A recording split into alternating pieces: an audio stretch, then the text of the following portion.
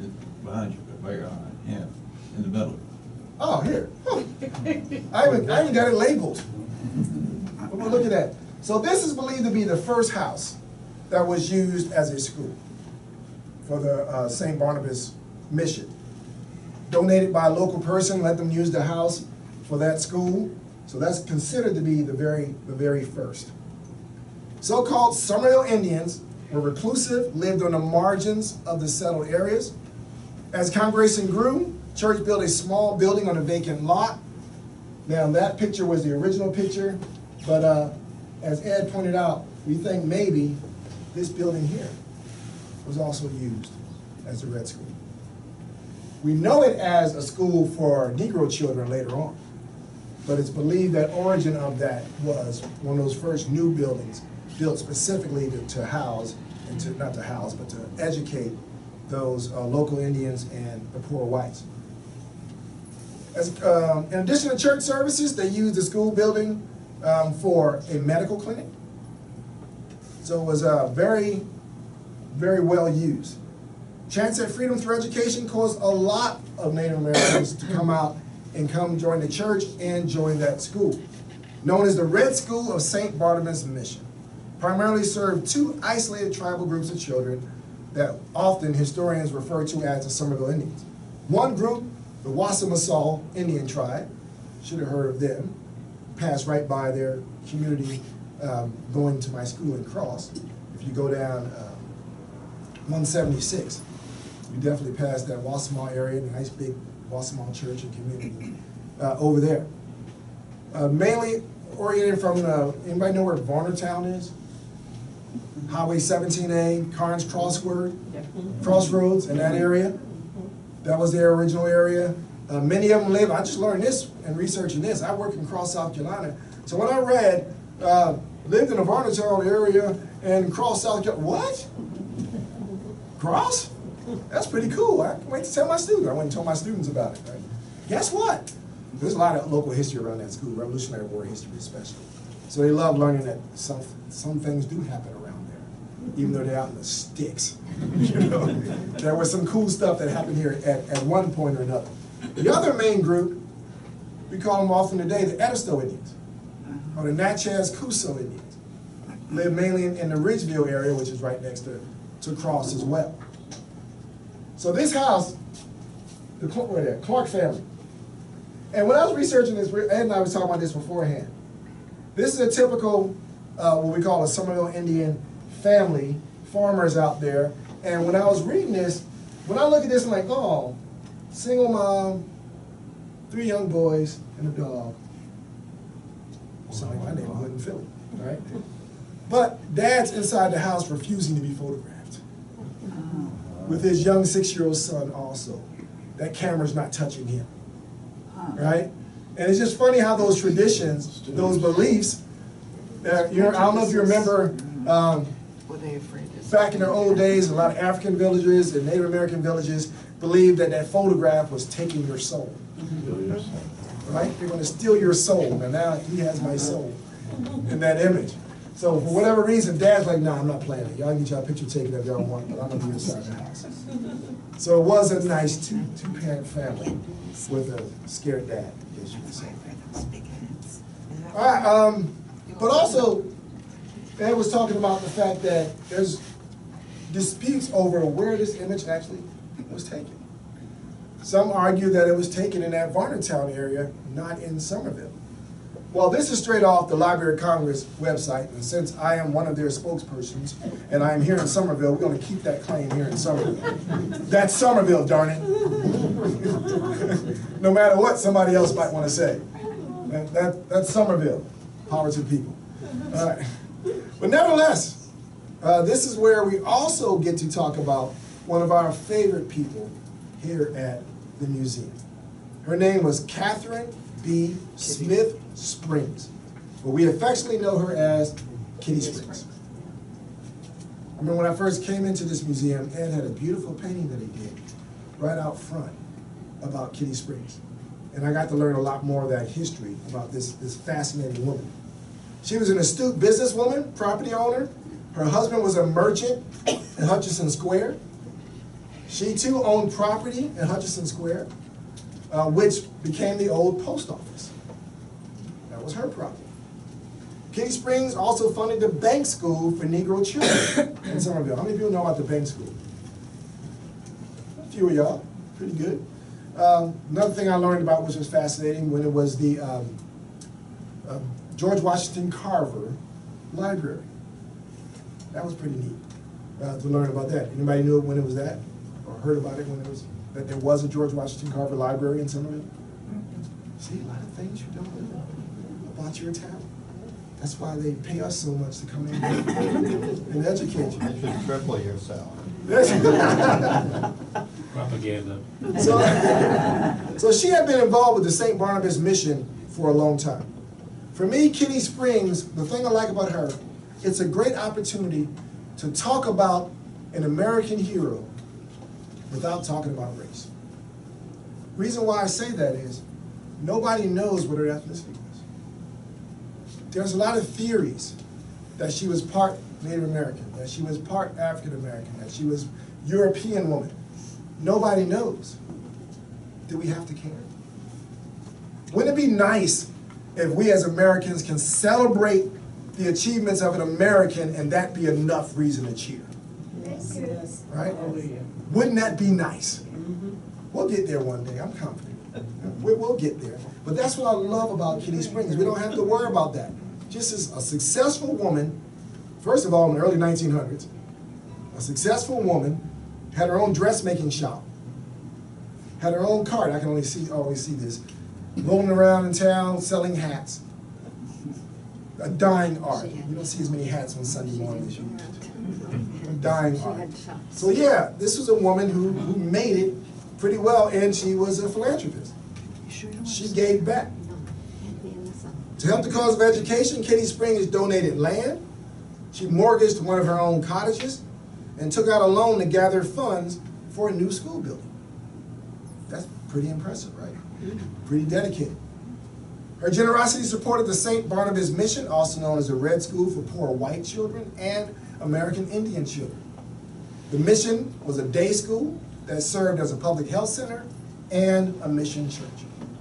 Construction of the chapel began around October 1887, was built at the intersection of North Main Street and Highway 78 in Somerville.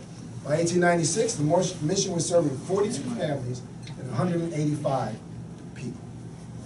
Red School, as often called, operated from 1883 until the 1930s and 40s, when students were forced to integrate into the new public school system. So as I symbolically pass the mic back to Dr. West, I again want to thank you for your support of the museum and this lecture series. I hope you will ask these folks for more series, because there's a few more things up there that I would love to share. Any questions about the Red School? Yeah, why is it called the Red School? No idea, and I'm not touching that. No, there's no historical reference as to why it was called that. We all have thoughts in our mind about why it was called the Red School, but I'm not going to put that out there in the atmosphere. So, not sure why they refer to it as the Red School. Painted red because it's the cheapest paint.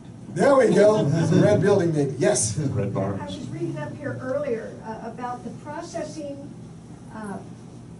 setup where the tea plantation was destroyed in what, 1915? Was it natural destruction, or did they burn it down? Or? They actually, it became the property of the Lipton Tea Company. Okay. And they moved the tea plants eventually to what's today is the Charleston Tea Plantation. Okay, so it wasn't destroyed. Well, it there's was still a moved. lot of tea plants out there. Oh, yes. No, but Yeah. it said the equipment, I think the. Oh, the equipment burned. There were fires out Okay, there. okay. I really don't know how that worked, but there was some major loss in fires. Thank you. Any other questions about anything we talked about today? Or even in the past? Okay. Thank you.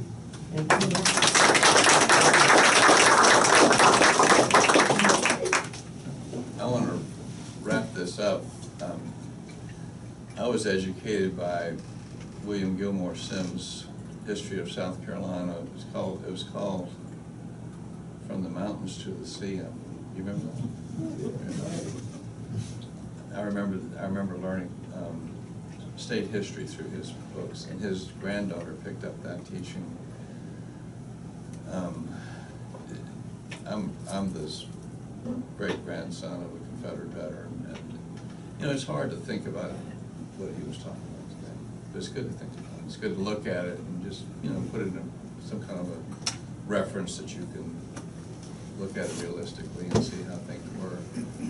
I think children are basically innocent, and children don't really know what's going on, and they just kind of accept what's taught to them. They look at people like you and me and say, well, those guys must know what they're talking about. In fact, you look like you've been old enough to be there.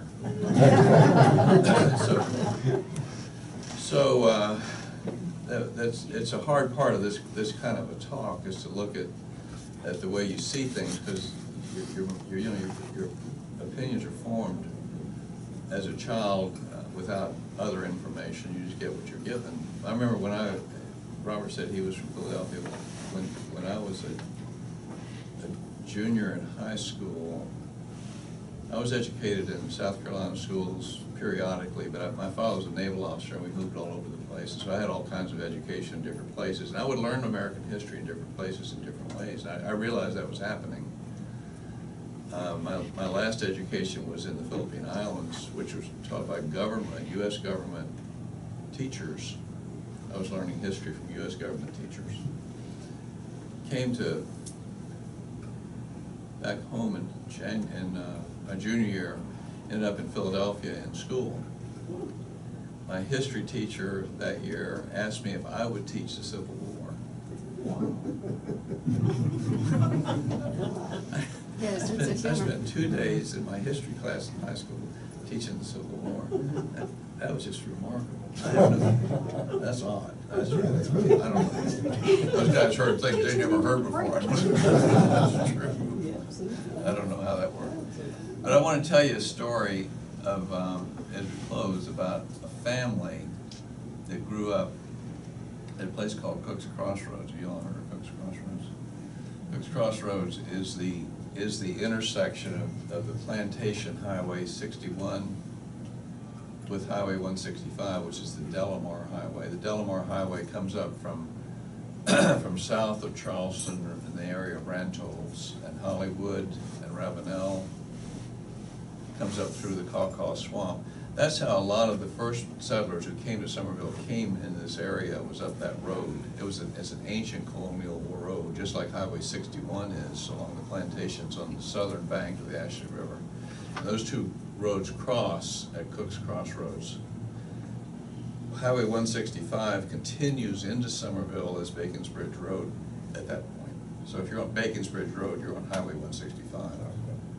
It crosses the Ashley River at Bacon's Bridge. Cook's Crossroads is literally right there at that crossroads, just a little bit south of Bacon's Bridge, which is where the Limehouse plantation was of antebellum times. In the 1870s, 1880s, there was a marriage of two people out there. One of them was named Hagar. The other was named Layler Cook. Probably it was K-O-C-H, because he was a German immigrant. He was a person who worked, he's known as a woodsman, which, whatever that may mean. It sounded like he was out there hunting turkey and deer and stuff. I don't really know. They kind of make a distinction that he wasn't very much of a farmer, but that's all I know. And he married Hagar, and Hagar I don't know a last name for, but I know that she came off the Limehouse plantation area. Interracial marriage was normal, was legally permitted in South Carolina during the Reconstruction time into 1875 or so. So it was about 10 years in which it was legal in South Carolina to have interracial marriage. It became illegal during Jim Crow stuff. But I think Hagar and Layler likely got married during that time. Hagar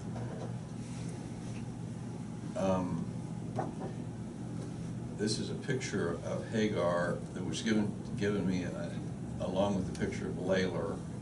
This is a combination picture, like a Photoshop thing. I thought y'all might like to look at it. I'm gonna pass it around. It's kind of dark, and I just thought you might like to see it. It's not good to talk about, you know, how you identify people, but Hagar was held to be at least part Cherokee, if not full-blooded Cherokee, part Cherokee. Out of the Cook Union of these two people by 1890, there was a bunch of kids, and they were all kinds of colors. And this was in the heart of the Jim Crow stuff. There was all kinds of colors. And what Robert said was, during Jim Crow, legally, this is legal now. This is not human beings. This is legal. You were either white or you weren't. If you weren't, and your whiteness was determined literally by somebody looking at you. When it didn't matter what you said. Somebody looked at you and say, well, you're white or you're not white. And the person who looked at you with authority would say you don't get on the train or you do get on the train, or say you don't get in the movie or you do get on the movie, or whatever it is. Just look at you and say that to you. I don't care what you think. That's how this worked practically. And so these kids are coming out all kinds of colors out of Cook's Crossroads at the turn of the century. And they started dividing up into family lines and populating the area out there around Bacon's Bridge. 2 schools had developed out there I think probably by 1920 or so. There was probably 2 schools out there. One of them was called the Cook School, and the other was called the Salters Chapel School. Cook School was basically for this is who lived there now. This is family. They're all family out there. Almost everybody in this area were family. Cook School was for the ones that looked white, and the Salters Chapel were for the ones that didn't. The children, the cousins, perhaps even brothers and sisters, I don't know, played with each other. 5-year-old, 6-year-old, 7-year-old, and somewhere along the way, the parents wouldn't let them play with each other. That's what was going on at Cook's Crossroads. What do you think about that? Okay. I had a good friend who was a nurse. She and I had some really great conversations. She's moved now, but she grew up at Cook's Crossroads. I didn't know what I told you. She told me this stuff. She told me she was, I would say she was a black woman. If I had to say something about her, I'm sure she would say that about herself, that she was a black woman. But she, I think it's perhaps because she just accepted it, that she wasn't a white woman, so she must be black. I think that's the way it worked with her. I really don't know. I didn't have that conversation. But I know that she was, when I know her, she was tending to her, I was going to say, no makeup. I think, brother-in-law, who was in his 90s, where this picture came from, these 2 pictures. He was in his 90s when I knew him and had a conversation with him. And she told me about the circumstance. She said she remembered walking past the Cook School to get to the Salter School. It was another mile beyond where the school was from where she lived to get to this other school. And she talked about it being a little dump like this. There wasn't much to it. I could have gone to look for it. I don't think there's anything there. There's still a piece of the Cook School still out there at Cook's Crossroads. It's part of a house now.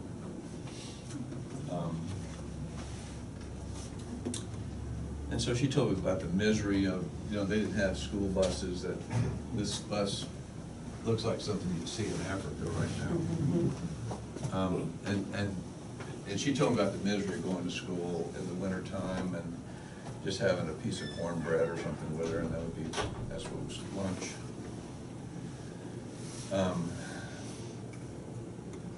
I got a request here at the museum from a lady that lived in Florida. She was a family genealogist, and she was doing genealogy in her family. And she said she was related to somebody that turned out to be a cook at Cook's Crossroads. That wasn't her last name, but she was related to people that were out there. And I realized this about her, and she was talking to me about what did I know about this, and we got back and forth in some exchanges, and she ended up coming here and meeting the lady that I knew in this room. They were cousins, they were first cousins with each other. They didn't even know they were on the same planet with each other. That's how separate this was. They didn't even know they were on the same planet with each other. It was a wonderful moment. There you go. Yeah. When I went to school, there were a number of cooks at Somerville. I mean, I'm sure they were probably the same Yeah. family. They were very dark skinned, but they had straight hair and What year was that, Eddie?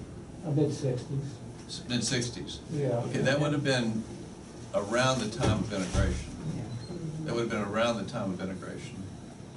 Well, I mean, but all what And I the really- Somerville Indians that you were talking Yeah. about, they all went to white schools, I know. okay? They did after a while. They did after a while, I think. It's a long story. I do know that I've talked to people that would identify in the category of non-white, mixed racial, not black people. I've talked to them, and I do know that a lot of them did go to white schools. I think this was later though, as opposed to the time that Robert was talking about. Robert was talking about the turn of the century. And by 1940 to 1960 is probably when that started. I really don't know how that worked. The Alston School opened in 1910. The high school opened, 49 or somewhere along there.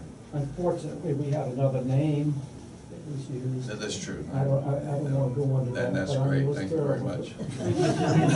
much. So,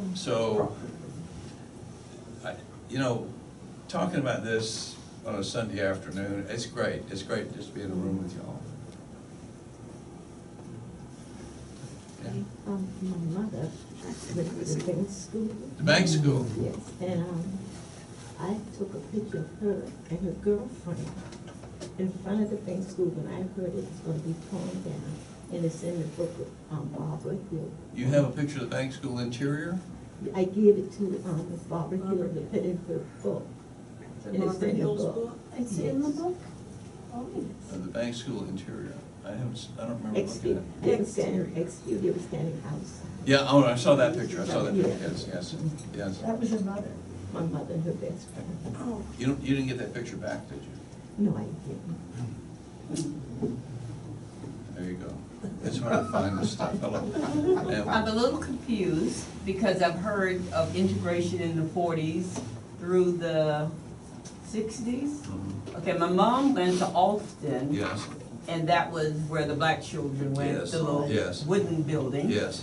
And then, but integration for us didn't happen until 70s. 70s. It was, you were allowed to Yeah. go to Somerville High, but it didn't become mandatory Maybe for it us. was, and I don't know the detail of what we're talking about right now, and I shouldn't be probably telling you. Oh, no, that's okay, I was just authoritative. trying to put it What I together. think was, it sounds to me like there was some kind of an allowance for people that said they were American Indian at some point that distinguished them, even in the Jim Crow era, that just before 70s. Oh, okay. And I get the impression, because of what Eddie said, and I know this is true, that I know that there were people that locally would be called Somerville Indians that were in the white school. I know that's true. So in school they were called Turks. Turks is another word for them. They're all kinds of words, yeah, that's word. In my research, it was 1970 when Somerville High and Austin combined. That was the official end of segregation. Yeah, in that's South the year I Carolina. was. It was 1970, yeah. But they were allowed, because we did have others that attended Alston, because we were at elementary, middle, and high all combined. But we did have students that were allowed to go from Alston, and they were African Americans, over to the high school. That's free. That was Before it 19 was mandatory. That was 1967. Okay, and then in 71, because I'm the second class, my sister was the first combined class to graduate from Somerville High. So, I'm just trying to put it all together, because I know, remember. I am too. I wasn't here, Okay. and so I don't know what's going But the first Darling? Alston, Oh, I'm sorry. Yeah. I was out east of Columbia at Lower Ridgeland High School. I was there from 69 to 72. In Lower Richland, when I got there, was grades 7 to 12. And there were black people there. There was also Hopkins High. And then during my years there, Hopkins became the middle school and Lower Richland became the high school. That happened in 71, I think, 71. So it's the same as the Somerville It was called High freedom of choice. and the Ulster Trade School. And the same time period too. And that was outlawed by Greenville. The freedom of choice was used after the Brown versus Board of Education to get out of integration. And then court, was part of the Briggs decision, said that freedom of choice was no longer available. And you will integrate within 6 weeks. And that was 1970. Or you will go to jail. Yeah, 1970, 71. But just think about that though. Let's stop for a minute. Supreme Court said do it in 1954. Yes. It was 1970 by the time South Carolina got around to doing it. Think about it. Well, that was later. Party That could be a presentation all by itself. Party invest. Or you best. DeVos Hayward, Yes. with Gershwin. DeVos said this would never be shown before a segregated audience, and that was on Broadway in the 30s. It didn't show in Charleston until 1970. That's right. Now, when it was segregated for everybody to go, wasn't that all over the United States? No. Because just about the same time they're talking about was, I'm from Kentucky, Mhm. Lexington, and that's when we did the mandatory division. And I guess I always assumed everybody was at the same time. Cause that's when they put me in private school. And that's another history of South Carolina, is when they, after the Brown decision, they shut down public schools altogether and created these separate academies that did not, since they were private academies, they didn't have to abide by Brown. So that's how they kept segregation alive after '54. And there was no schools for quite a while for African Americans at all after the Brown decision. So there were no public schools. Something to think of. I got one more point. Well, I was reading Separate but Equal, and I think the thought that basically with us at Alston was we didn't have to integrate. That was not our push. We just wanted equal. If you had new books, then we wanted new books. Band uniforms, instruments, or whatever, instead of sending us the old and the used, we wanted new. So it's not as though there was this big clamor that we had to integrate. Well, you know, the Briggs decision here in South Carolina was not about integration. It was about separate but equal. And that's what, a lot of people don't know, Thurgood Marshall is in the courthouse downtown arguing the Briggs decision, and their push was for equality, not separate but equal. And that's how, like the Brown versus Board of Education case, that's 5 different nationwide cases rolled into one. A lot of people think it was just Brown versus Board of Education. No, the Briggs case was part of that. Briggs came first. Yeah, Briggs came first. And 4 other cases, it's the Brown part, which is another story all into itself. It's not, because the way the Supreme Court works is based on alphabetical order of the names. Right? So Brown versus Board of Education. The Briggs case would have been first, but they specifically asked, out of fear, not to put their name on it. Yeah, not to put their name on it, because it should have been Briggs versus Brown Board of Education, based on the way the Supreme Court works. And he didn't want his name first either. Nope. So it ended up being about Linda Brown as opposed to the Briggs case. Just a whole lot of machinations that go along with that decision. Interestingly enough, I was raised in Pasadena. I went to the same middle school as Jackie Robinson. Wow. The same high school and the same college. Wow. We consider that the golden era. Yeah. I mean, but still, it was just different. Yeah, it depends on where you were in the nation. Yeah. It's like What's your batting average? What did you say, young man? Batting average. Baseball. Baseball. Must have a great baseball team at that high school. No, Jackie was good at everything, and so was Matt. They were incredible. Yeah, his brother was good as he. Well, it's great to have a conversation like this. It's late, and so we probably should stop. We'd like to thank Dr. West and Mr. Scarlett for what they've done in this series. And to Mr. Scarlett's point, yes, there will be more lectures, so I do have your car keys. We're working on something for February. Maybe we'll come up with something to talk about in February. Y'all would like to keep And on I would it. like to thank all of you on behalf of the museum. I want to remind you that we run on the community's generous donation. So as you're leaving today, please, if you have it, drop some money in our bucket. And no, it will not go to Robert Scarlett. Darn, Robert, I tried. Thank you both. Thank you.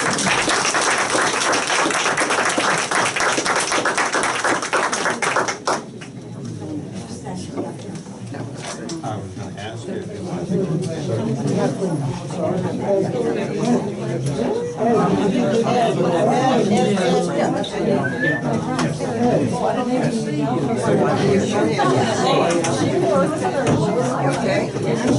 If I may make a non-political statement, this is non-political. That's my sister-in-law. I still talk to him about her.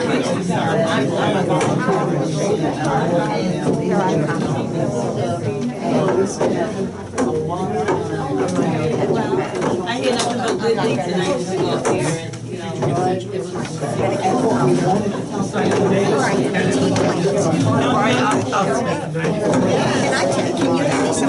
I'll have to see, I don't know. Yeah, in my opinion, Oh, you're gonna be difficult. Oh, the chair's being difficult. Oh, I think that have a good thing to say about it. I think they just would make clearer. Now we're not.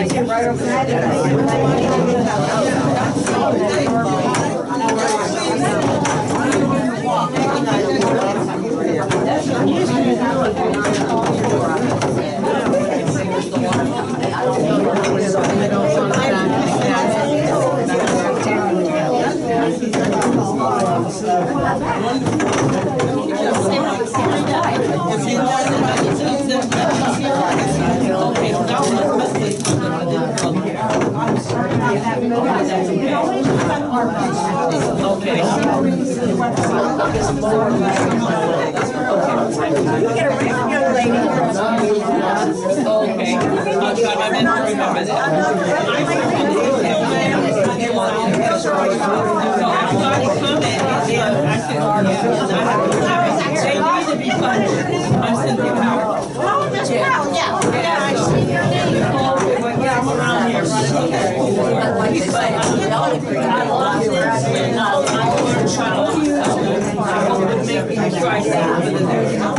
All right.